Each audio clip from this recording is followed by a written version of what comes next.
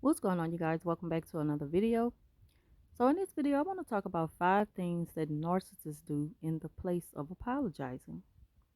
Now, all of us have had some type of dealings with a narcissist where they've done something to us or said something to us, and they should have apologized, but they didn't.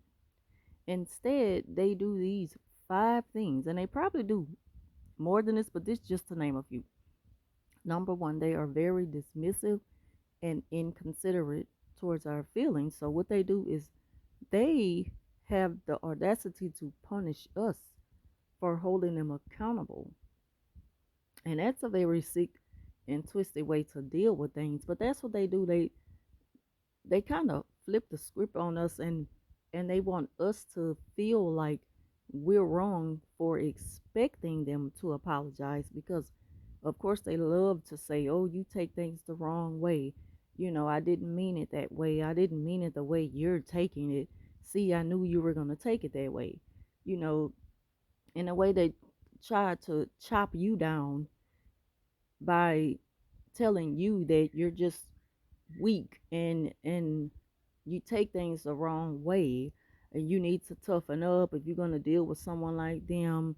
Or either they pass it off as a joke, just really try to play your intelligence like you don't know better, when they just downright insulted you, or just said things to you that they shouldn't have said, that was way below the belt. you know Another thing that they do is confide in others about how they didn't mean to upset you.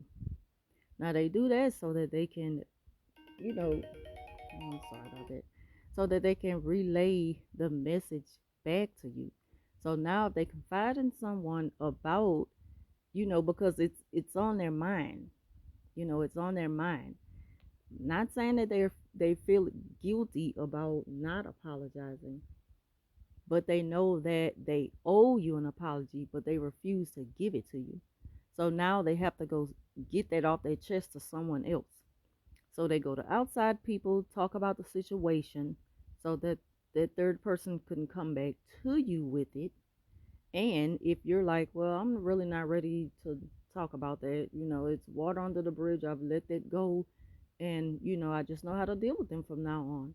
And that person is like, okay, well, it'll be good if y'all could just have a conversation, because y'all were pretty good friends, and I would hate to see that come to an end over something like that, because the narcissist took it to them the wrong way, so they don't even really know the full story. So you're like, I'm done with it, I'm good on that. I have plenty of friends, and I'm just good on it. So we don't need to speak about anything. If you have washed your hands of it, it's gonna make you look like the bad person to the third person, who's going back giving the message to the narcissist. Now, narcissists will dig such a deep hole, they will go that far to trying to make themselves look innocent to people, just to keep from doing the right thing and apologizing. It's just that simple.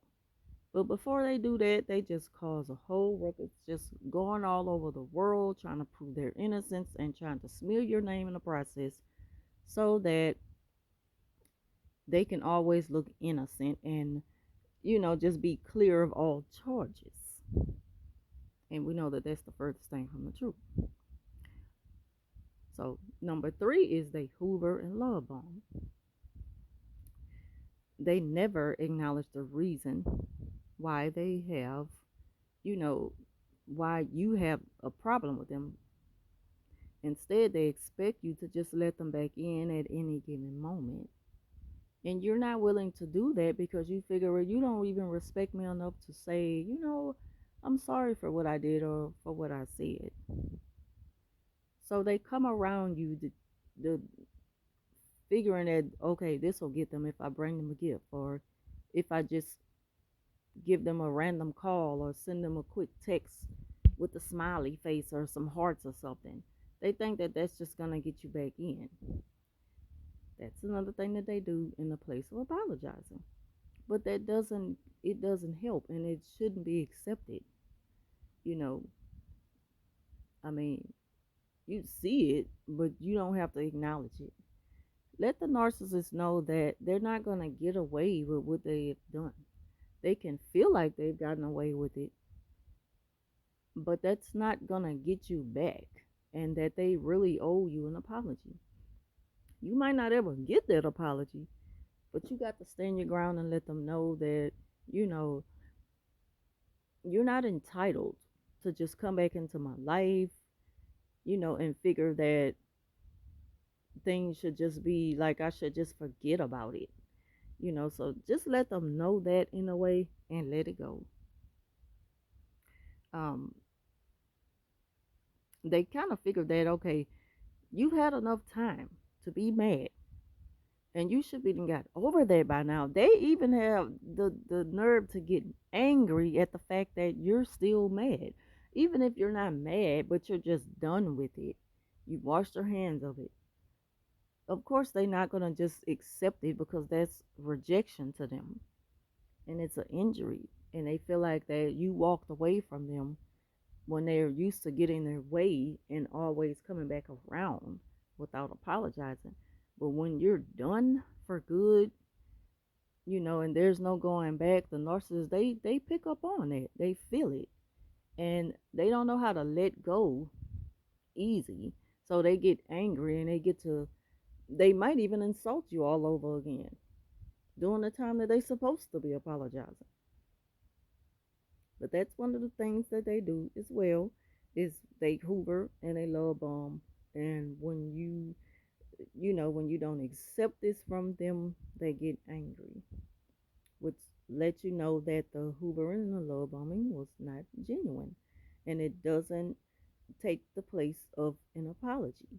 It's not hard to apologize, but for the narcissist it is, because it's never coming from the heart.